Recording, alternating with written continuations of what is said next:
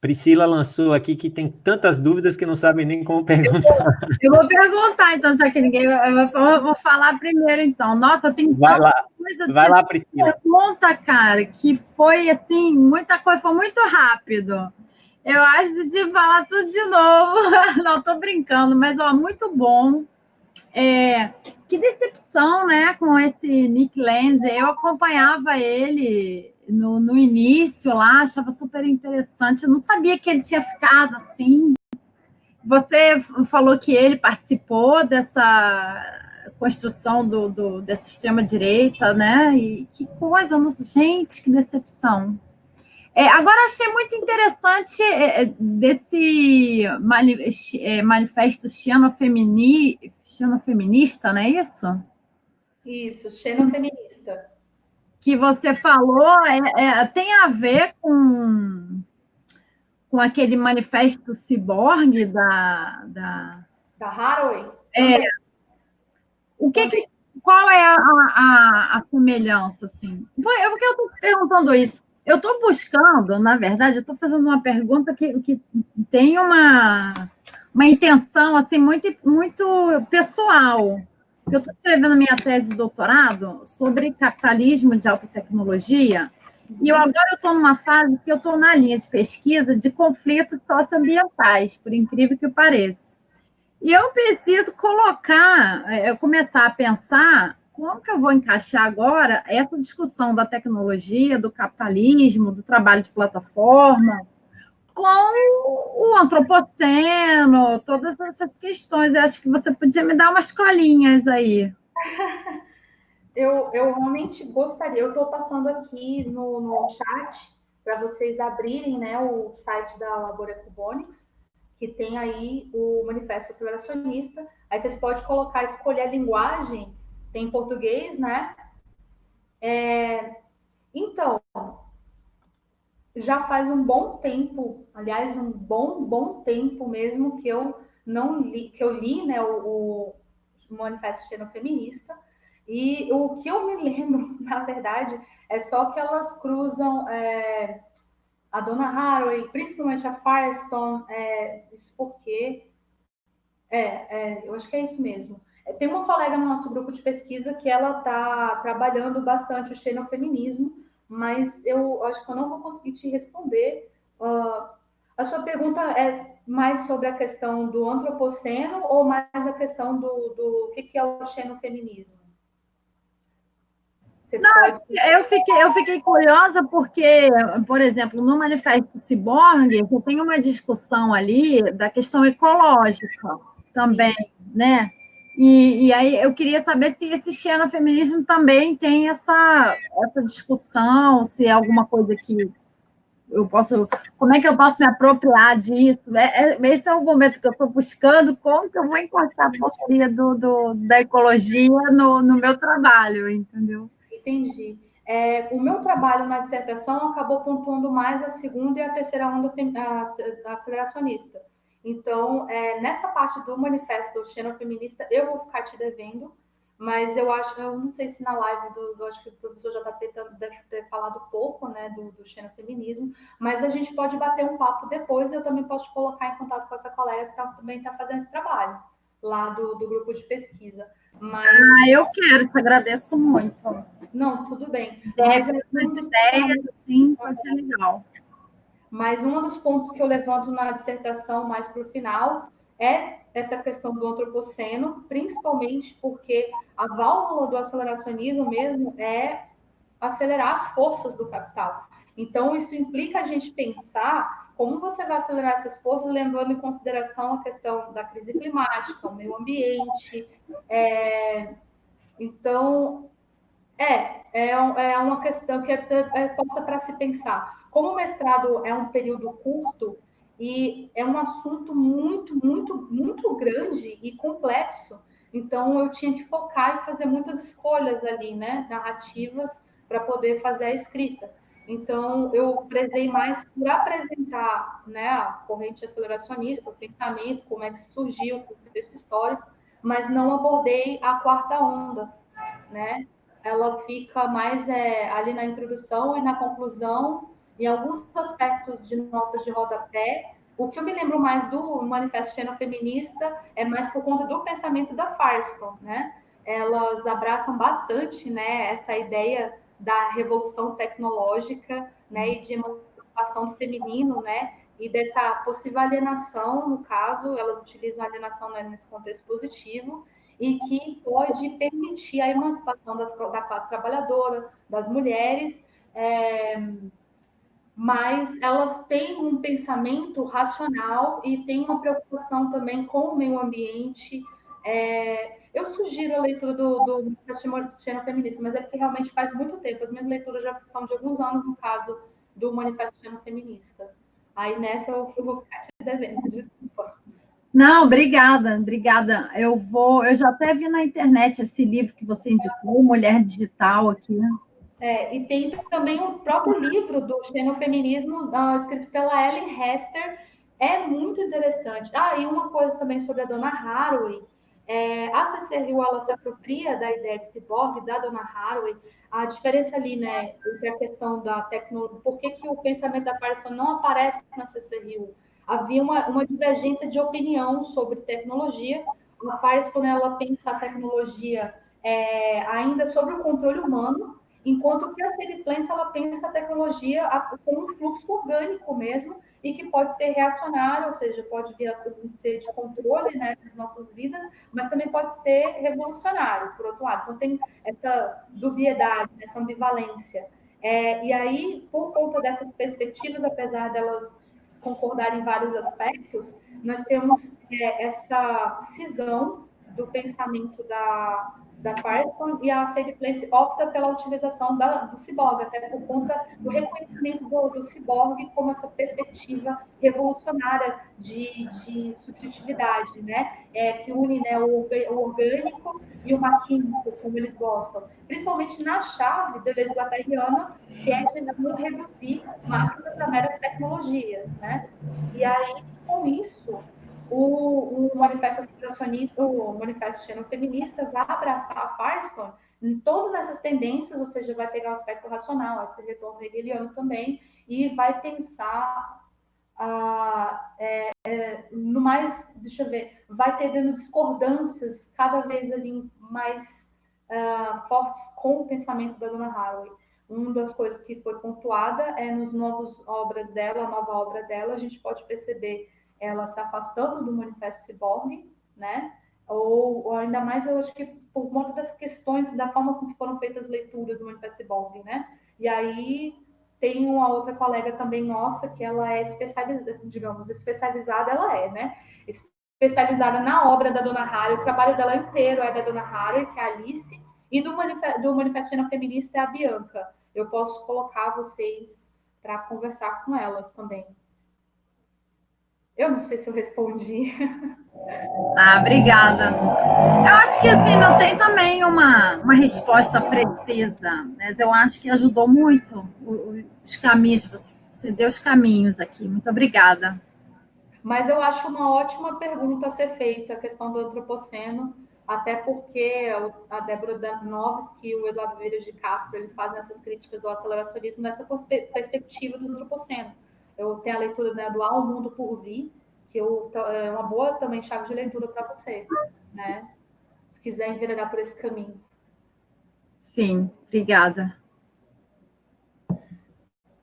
Damares, tem uma pergunta aqui do Alessandro no chat, aqui do lado. Dá uma olhadinha. Certo. Se for possível falar um pouco mais sobre a linha anti-aceleracionista mencionada, existe alguma relação com a questão da morte?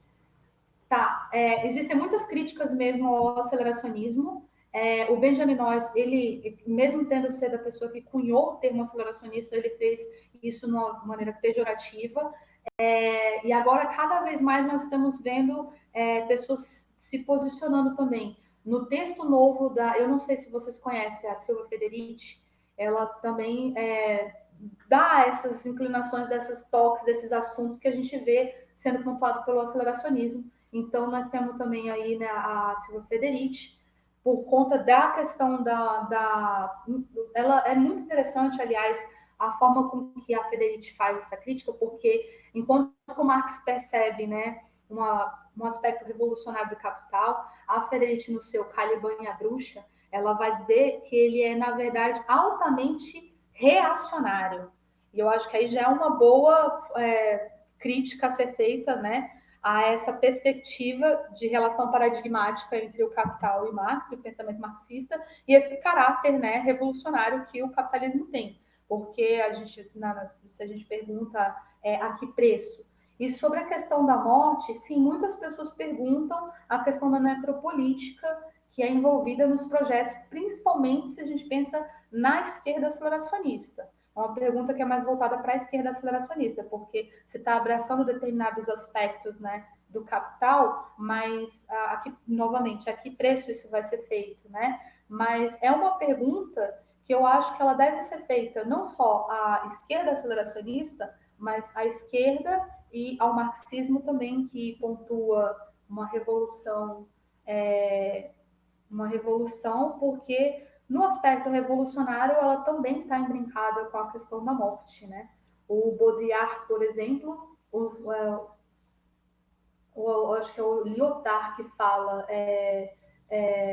não é revolução ou morte, é revolução e morte.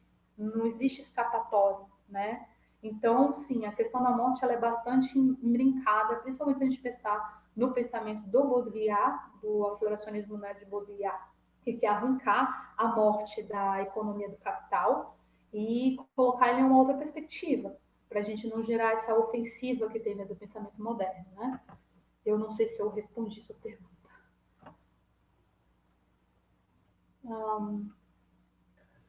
Agora é a Sara. Oi, sou eu? Estão me ouvindo? Sim. Eu não sei se eu não consegui ligar minha câmera, enfim. Mas, bom, porque aí, como é a primeira vez, eu ia me apresentar, mas a câmera não está conseguindo ficar visível aqui. Bom, gente, muito obrigada pela acolhida, né? Escrevi para Márcio e essa é a minha primeira reunião aqui. Não sou da filosofia, né? Sou da síntese entre comunicação e sociologia, então tenho o não acúmulo na área de filosofia e o meu contato com esse conceito começou agora. Posso assim dizer, com o aceleracionismo, e acho que já comecei de uma forma privilegiada, porque a exposição da Maris foi muito contextualizada, muito grata.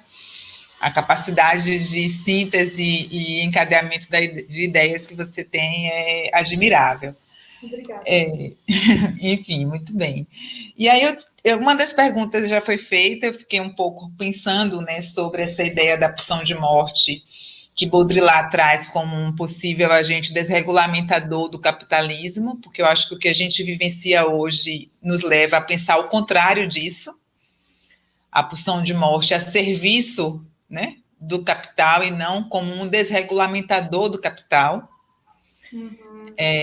E o próprio capitalismo, e aí eu acho que quando o Baudrillard coloca a morte como um agente desregulamentador do capital, eu acho que ele faz uma apartheid aí entre o capitalismo e a finitude do sujeito, do indivíduo em si, e perde de vista que o próprio capital, né, ele é promotor da morte, né? Então, enfim, me parece um olhar que é muito benevolente para com o capital, nesse sentido especificamente. E a outra coisa, assim, eu me coloco numa situação que nem é o aceleracionismo de esquerda, porque eu estou mais para o desdesenvolvimento que Eduardo Viveiro de Castro nos provoca a viver, né? Porque uma pergunta que me ocorre quem é que vai dizer que a gente chegou no máximo da nossa capacidade produtiva do ponto de vista do aceleracionismo, né? Vai ter um sininho que vai tocar e vai dizer, opa, chegamos à maximização, né? Quem é esse agente? Quem é esse interlocutor? Quais são os sinais que vão nos dizer, então, que sim, o aceleracionismo chegou ao seu ápice, porque a sensação que eu tenho é que a gente já passou disso. Não sei, posso estar enganada, porque eu penso muito na perspectiva da precarização das forças produtivas, na precarização do trabalho. E se eu olho a precarização do trabalho, eu acho que a gente chegou a um esgotamento, né? Enfim, então esses entregadores, por exemplo, sujeitos históricos, inclusive muito evidenciados nessa pandemia, as condições de trabalho que eles vivenciam, para mim, já são muito evidentes de um colapso do sistema. Então, eu queria te escutar nesse sentido. Quem é que vai dizer? O que é que vai apontar, né? Quais são os sinais que vão nos indicar que, sim, estamos a um pé do colapso, ou chegamos ao colapso, ou passamos do colapso? Certo.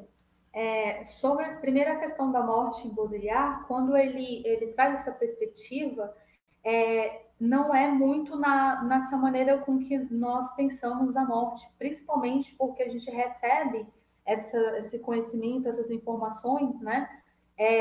Mais numa chave que era, como eu posso explicar? Era algo natural e que não deveria ser temido, que faz parte, né? Não é que ele também está dizendo com isso que não deveria ter ciências ou medicina para enfrentar essas questões que antecipam, né, determinadas mortes, não.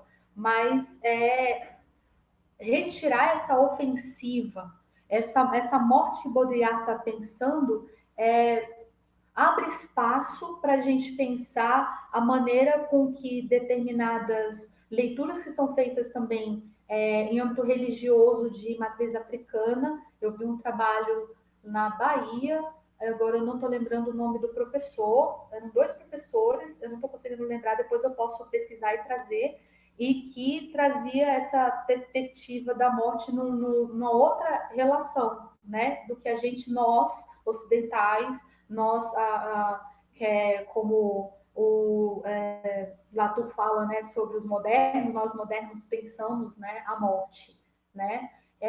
Então, eu acho que esse é um ponto de abertura para a gente pensar a morte sobre uma outra perspectiva. Não quero com isso, obviamente, dizer que não se deve ser pensada a morte no sentido que você bem colocou, a questão da necropolítica, a questão dos genocídios, né?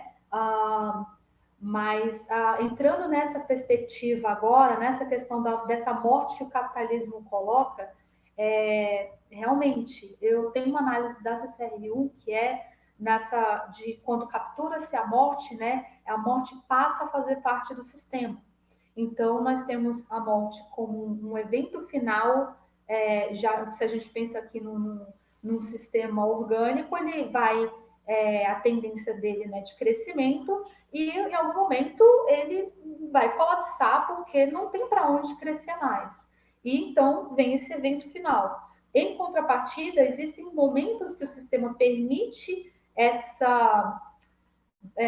como fala, essa beira-morte, né, para poder novamente regular, né, o seu próprio sistema, trazer ou a homeóstase ou um equilíbrio ali do sistema. Então, o capital, ele realmente utiliza bastante da morte para determinados grupos, para determinados aspectos, né? Então, eu também acho importante o questionamento que o Baudrillard traz para retirar mesmo, arrancar a morte do poder do capital. Com isso, ele está abrindo uma forma de pensar a morte sendo não mais tendo um papel, né, na função ali do capital. Mas eu acho, sim, são questões bastante interessantes e que, sim, são coisas que também me deixam ansiosas, né, quando o assunto do aceleracionismo está em voga, né? Então, mas está aqui umas outras possibilidades, né, de perspectiva em relação à questão da morte, né? O aceleracionismo do Manifesto Aceleracionista toca nesse aspecto da proletarização que você falou, e principalmente de uma maneira, de uma perspectiva de esquerda, pensando nessa precarização que está tendo, e principalmente desse novo proletariado, que eu agora estou tentando lembrar o termo que eles dão, eu não sei se é tecnoproletariado, eu não consigo lembrar agora. Realmente, a quarta onda, como eu foquei muito na minha dissertação e ela é recente, né, então tá mais na minha cabeça, né, a chave que eu trabalhei, né, segunda e terceira onda, né, Mas eu acho que ali na live do professor Ilan, JP, eles falam sobre o Manifesto Aceleracionista. E sim, eu amo muito o livro da Silva Federici. Inclusive, na minha dissertação, lá na conclusão, eu proponho um embate entre o pensamento da Federici versus Federici, porque mesmo ela tendo esses posicionamentos anti-aceleracionistas, né, e anticapitalistas, mas quando ela propõe o salário doméstico, a gente pode enxergar isso numa perspectiva aceleracionista. Mas isso é só a título de introduzir novos debates e pensamentos, claro, né?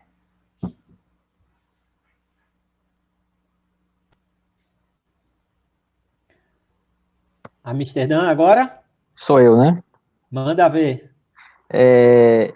Claro, queria primeiro parabenizar, agradecer, né, pela essa contextualização, enfim, riquíssima e uma capacidade de síntese incrível, dada a amplitude dos detalhes, né, das referências. Eu queria colocar uma pergunta baseada muito no prazer que eu tive em ver a citação do Goethe, né, como você colocou no início da exposição, porque dentro da atmosfera aceleracionista, o que me ocorre muito, muito, com muita frequência quando estou lendo algum texto, principalmente nos últimos dias, que a gente veio fazendo algumas leituras aqui, né, no contexto das atividades do grupo, me ocorre muito a figura do Fausto, principalmente do segundo Fausto, né, como uma prefiguração, por assim dizer, do aceleracionista, né, aquela a vontade titânica, um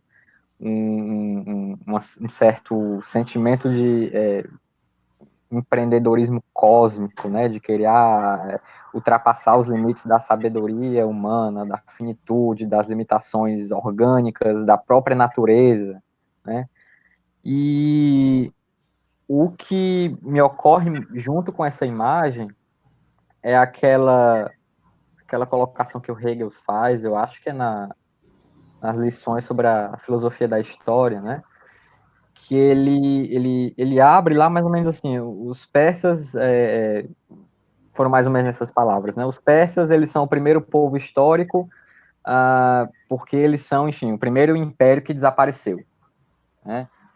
Ele coloca, bem, o que é histórico? O histórico é aquilo que deixa ruínas, né? Que deixa algo destruído para trás. E aí, casando com essa imagem do Fausto, e remetendo às referências que você faz ao Goethe, dentro dessa discussão do Marx, do capitalismo, né, da aceleração tecnológica, principalmente, como um vetor de, enfim, de progresso, de expansão do humano, de propriamente desmanche daquilo que é considerado humano, né, rumo a algo, enfim, colocando assim em termos bem coloquiais, né, a algo melhor, algo mais potente, né, mais potente em termos até de desejo, enfim. A pergunta que eu queria colocar é como é que você vê, como você equaciona, ou como você vê o movimento aceleracionista equacionar essa questão da destruição mesmo, né, do vestígio que a aceleração tecnológica, que o progresso histórico, se a gente quiser colocar nos termos do Marx, deixa para trás, né? Principalmente tendo em vista algumas vertentes de pensamento que já foram até comentadas aqui, que insistem na necessidade, até mesmo vocabular, né, da preservação, do resgate das tradições, da ancestralidade, né, são palavras-chave que estão muito em voga no debate político e no meio cultural de hoje. Como é que você vê esse equacionamento entre aceleração e, enfim, destruição, né? Essa destruição necessária para que algo melhor, algo mais potente surja? Porque parece-me que é uma questão que tem que ser colocada em paralelo com a que a colega há pouco colocou, que seria até onde a gente está disposto a ir, né? Seria mais ou menos uma pergunta paralela seria o que a gente está disposto a deixar para trás, né? Que vestígios, que ruínas a gente está disposto enfim, deixar aí com a nossa assinatura. A pergunta é mais ou menos essa. E obrigado de novo.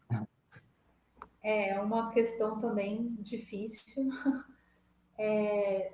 Eu confesso que a minha relação com o aceleracionismo é uma relação de amor e ódio.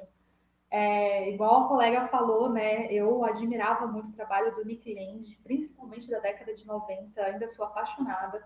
Tinha até brincadeiras no grupo, né? De ter sido meu crush. Mas né, os posicionamentos mais atuais vai dando aquela desilusão e cada vez mais também questionamentos para a própria esquerda aceleracionista, né, de como enfrentar determinados aspectos. Mas, pensando aqui sobre a própria aceleracionismo em si, eu acho que é importante pontuar que é um pensamento muito fluido, diversificado. Cada né, pensador tem a sua chave de entender o capital, a sua maneira de interpretar a sociedade, a sua modulação de escape. E aí, cada fase ali, cada onda vai ter um outro aspecto vai sendo colocado também em perspectiva, né? Uns mais radicalizados do que outros, e outros de retorno a coisas que eram abandonadas, né? Mas que é bastante importante frisar que é um pensamento bastante fluido. Dentro disso, a Firestone, eu acho que é uma das pensadoras na segunda onda aceleracionista que mais pensa nessa perspectiva que você está falando de não haver um abandono de culturas antigas. Ela não fala especificamente dessa maneira, mas ela deixa ali para pensar que não se precisa abrir mão de tudo. Nós podemos tentar formar ali uma forma de convivência e de maneira responsável, e principalmente a preocupação dela com o meio ambiente, né? Que ela, ao propor essa cibernação, ou até acho interessante, né, poder brincar com essa palavra, né, de tanto ser cyber, né, de cibernético, quanto de nação, e ser a cibernetização propriamente da cibernética, né? Mas ela aí está uma boa forma para a gente pensar que não precisa abandonar tudo. Em contrapartida, nós temos Lyotard, e o Fischer, e uma boa parcela do aceleracionismo, seja de esquerda, né, que acaba pensando que não tem escapatória, não tem mais um retorno para trás, não tem como reaver certas coisas. Tem um texto do Mark Fisher que é Exterminador versus Avatar, mas em inglês, né? Terminator versus Avatar, que é muito bom para pensar isso, e ele está problematizando a questão do Lyotard e dizendo o seguinte: a única maneira da gente experimentar novamente essa questão da natureza, do primitivo, seria só via VR, né? Então, essa tecnologia, né, de você entrar em contato, mas é com o mundo virtual. Não tem mais isso, não tem mais escapatória. O que a gente já fez com a natureza e com o mundo, não tem mais como retroceder, não tem mais um ponto para trás ou voltar para algum lugar que dê para reverter essa situação. E aí, o que fazer? É um questionamento que fica, né? É esse texto exatamente esse texto aí. É o questionamento que fica. E a maioria acaba atendendo, principalmente nesse texto, mas é muito interessante esse texto porque o Fischer, ao mesmo tempo que ele faz esse diagnóstico, ele pontua que o capitalismo, em um determinado momento, abandonou o futuro. E esse abandono do futuro é o abandono também dessas perspectivas de pensar como reverter ou como lidar com essa situação em qual chegamos, né?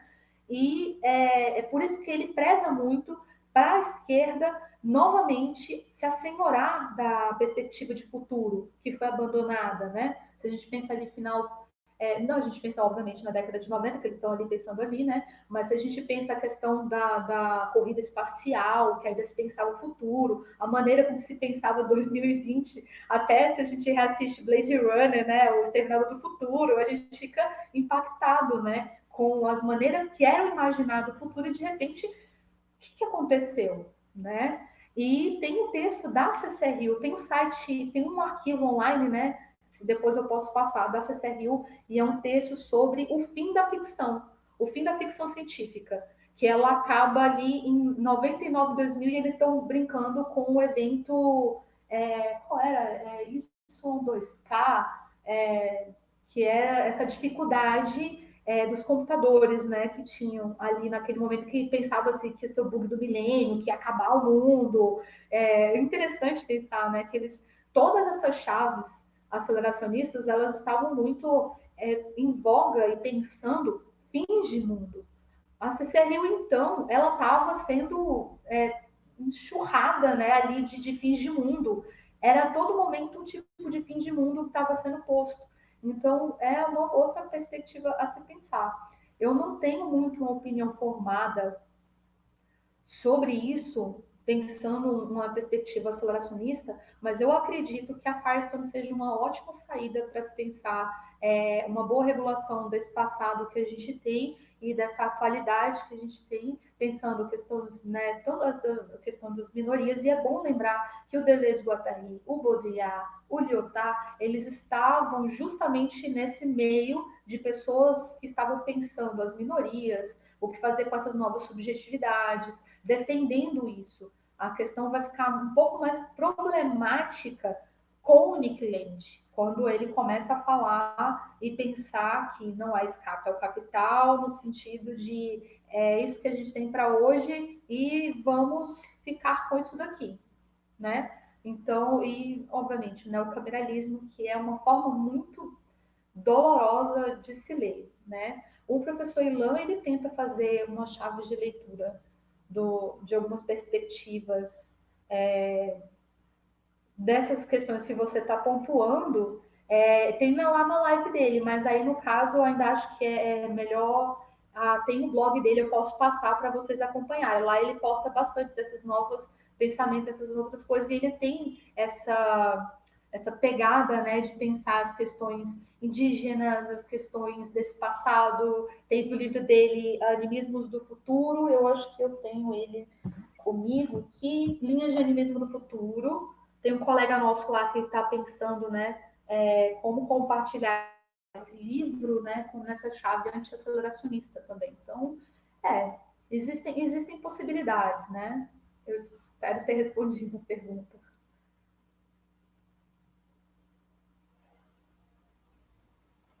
Tiago, agora? Beleza. Pessoal, boa tarde. Também queria parabenizar a Damares, porque foi excelente, foi muito, muito bom mesmo.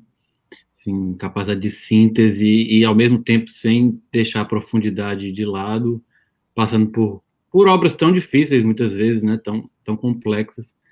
Eu achei realmente muito, muito bom.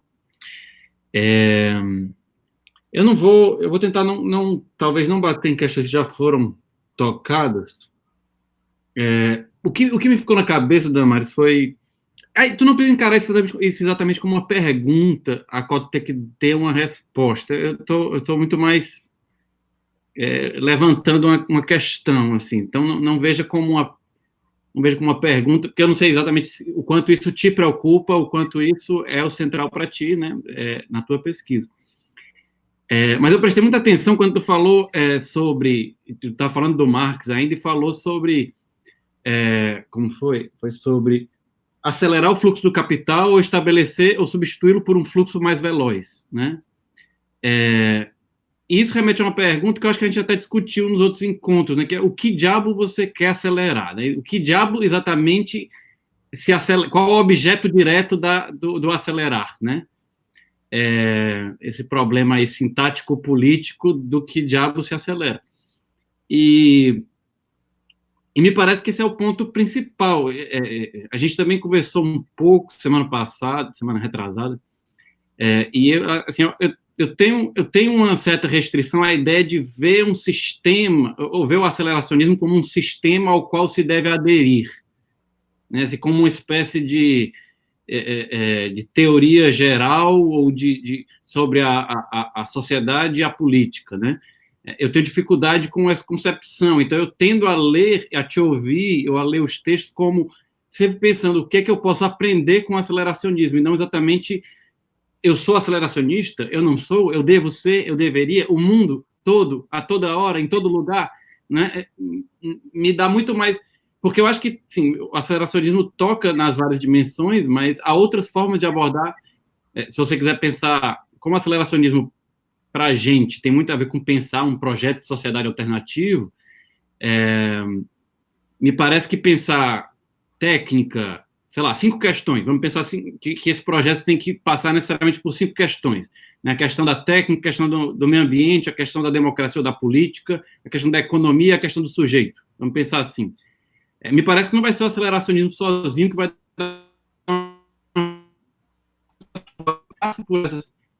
passar por essas dimensões que são quase que inevitáveis de um projeto, né, societário, né?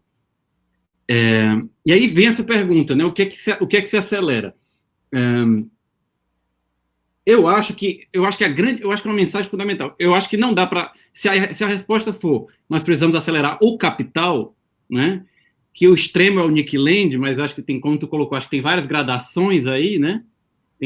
São 50 tons de cinza, embora essa metáfora tenha ficado horrível depois do filme, mas ela ainda serve. Mas tem muitas cores entre o branco e o preto aí, né? Me parece que, se for para acelerar o capital, nós estamos lascados, né? E principalmente se a gente não faz uma mediação entre o abstrato e o concreto, entre teoria e política, porque aí é o dizer que tem que matar os índios amanhã.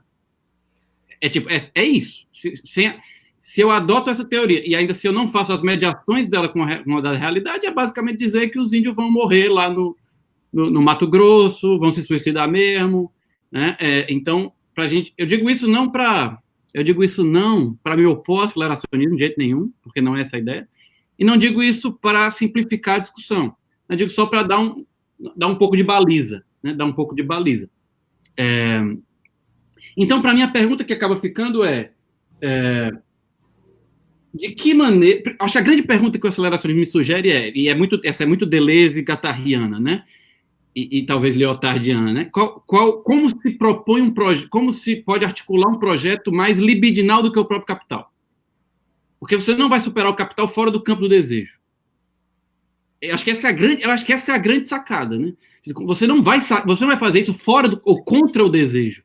Porque o capital, velejando o desejo, né? Velejando o desejo, ele vai estar em vantagem. Então, de que forma você pode... E aí chega na questão da técnica por esse caminho, né? Porque eu não vou reverter, eu não vou dissociar os desejos desses usos da técnica, né? Não vou... Vai ser muito difícil pensar esse outro projeto de como governar os desejos, se a gente vai colocar assim, abstraindo dessa infraestrutura material toda que foi criada, né? Mas aí se coloca uma pergunta, quais os usos que a gente vai fazer? Qual o regime de uso dessa técnica, né? E de que maneira a gente vai... de que maneira a gente pode apresentar um projeto mais libidinal que o capital e que, por isso, tem que se apropriar dessa técnica, né? Mas, ao mesmo tempo, ele se apropria e cria um regime de usos diferente do que o capital estabelece, né? Eu acho que esse é um baita desafio, mas eu acho que pensar assim ajuda muito. Assim, para mim é bom ver o aceleracionismo, ler sobre isso me inspira, assim, de alguma maneira. Assim, isso me parece uma pergunta muito grande, mas ela, pelo menos, é uma boa pergunta, né? Quando a gente não tem nenhuma pergunta boa, é que a gente está lascado. Eu vou tentar encerrar, porque eu acho que já falei muito tempo, né? Não marquei nada aqui, eu não sei se tem alguém marcando, mas eu vou tentar ir encerrando aqui. Eu tinha algumas questões aqui, mas eu vou tentar fechar com 1/2. Eu acho que quando a gente pensa assim, e talvez o Nietzsche ajude a gente nisso, né? Nessa ideia mais Marx-Nietzsche do que o freudomarxismo que se tentou estabelecer, a tentativa de... É que talvez a gente tenha que encarar essa ideia de progresso com um certo cinismo, né? Nós podemos até estar nos apropriando de alguma ideia de progresso, mas sem aquela inocência ingênua de um positivista do século XIX. Nós estamos fazendo isso porque nós queremos velejar esse desejo e porque nós não vemos exatamente um caminho que simplesmente destrua essa base material. Eu até acho que tem alguns ambientalistas, né, que estão corretos em dizer que numa sociedade, numa situação ideal, não teria uma termoelétrica, por exemplo. Mas, né, por exemplo, você pode até destruir forças produtivas, né? Você pode até se libertar de algumas formas de produzir. mas não abstrair totalmente dessa conquista material que se teve, né? Isso não parece pensável, né? Mas aí, quando a gente pensa assim, e por que eu acho que é importante pensar assim? Porque eu fico preocupado com o quanto o aceleracionismo pode fazer quase o mesmo que o stalinismo fez com a gente, porque o stalinismo tinha argumentos muito parecidos. A estratégia do stalinismo para a América Latina era desenvolver força produtiva, era fazer aliança com a burguesia, derrotar os setores atrasados, feudais, né? E finalmente fazer o capitalismo avançar para ter um operariado que faz a revolução. Então, essa narrativa não é substancial, ela tem diferenças importantes do ponto de vista filosófico, mas ela tem muitas similaridades políticas, né? Então, em que medida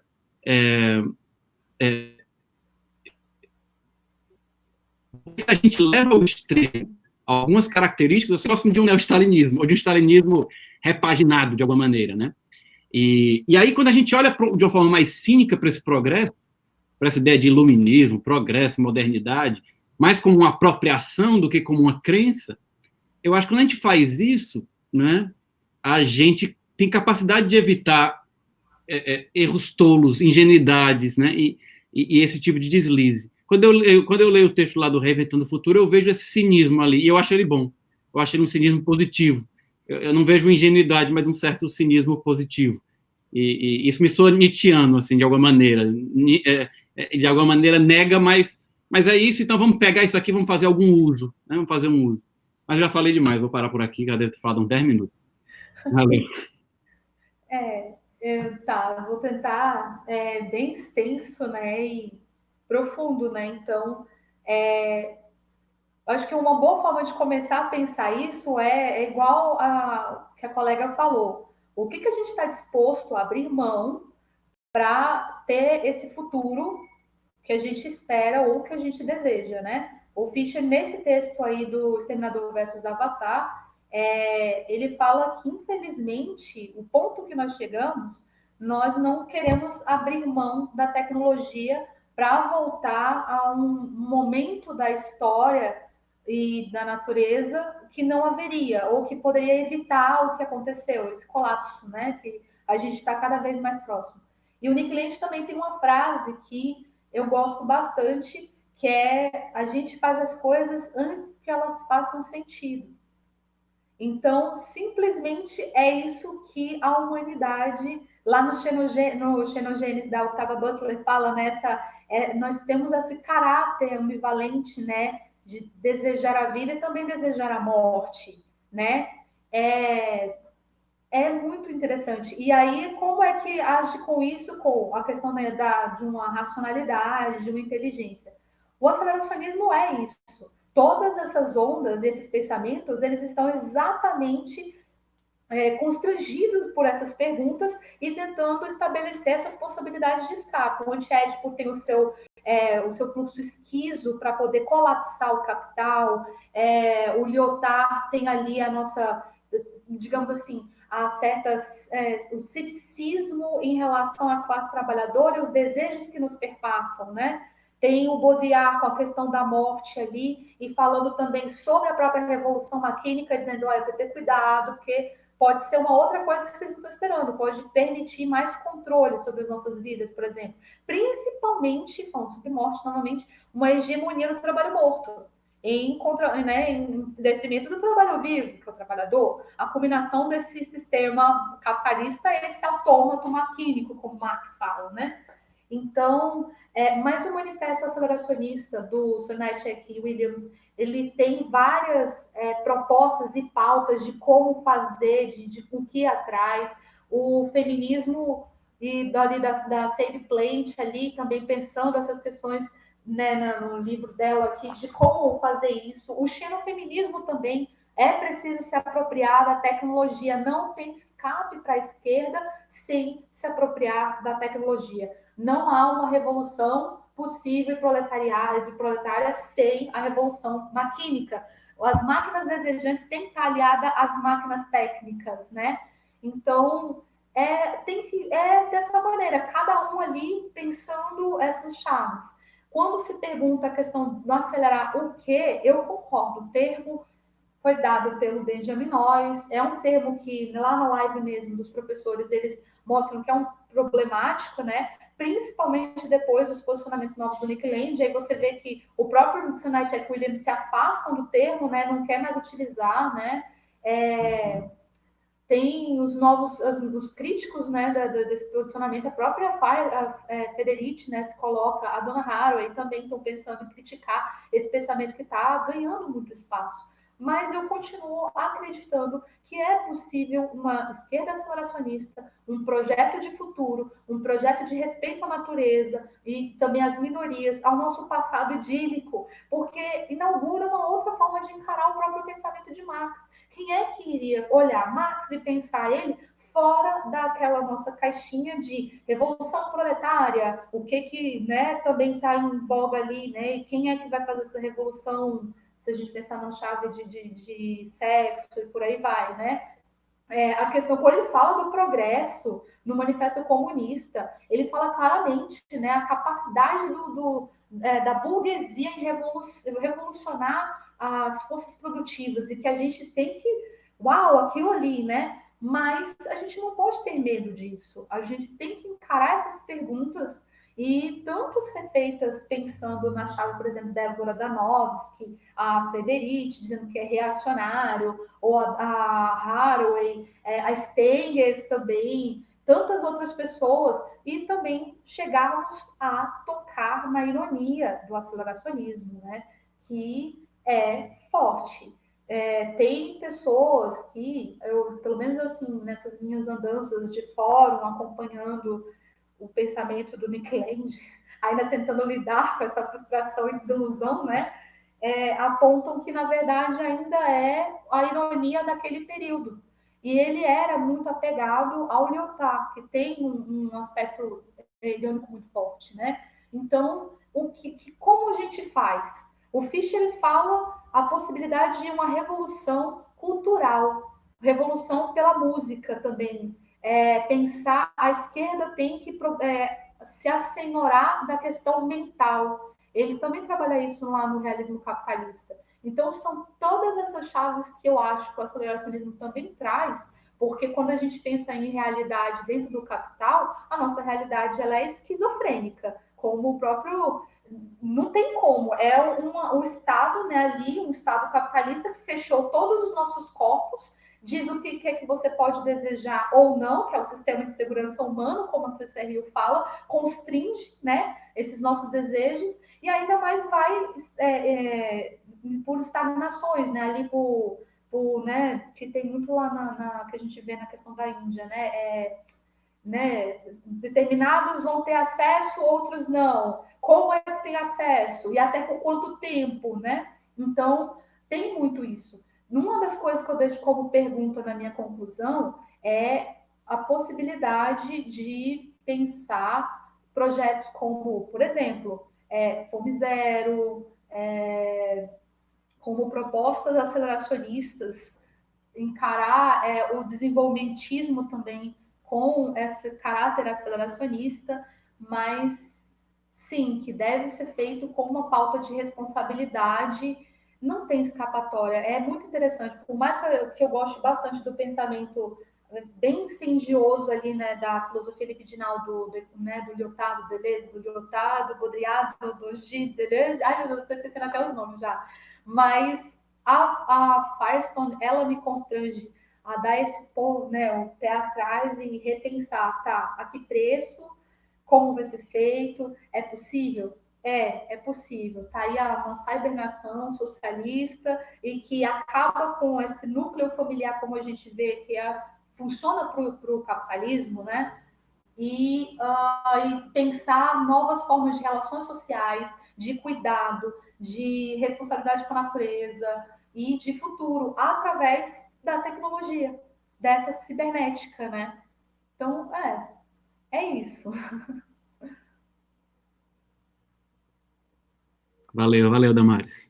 Isso, é o professor Ilan Besussan. O blog eu passo depois, viu? É tanta coisa que eu fico pensando e com vontade de abrir aqui, aí eu fico lendo também os comentários.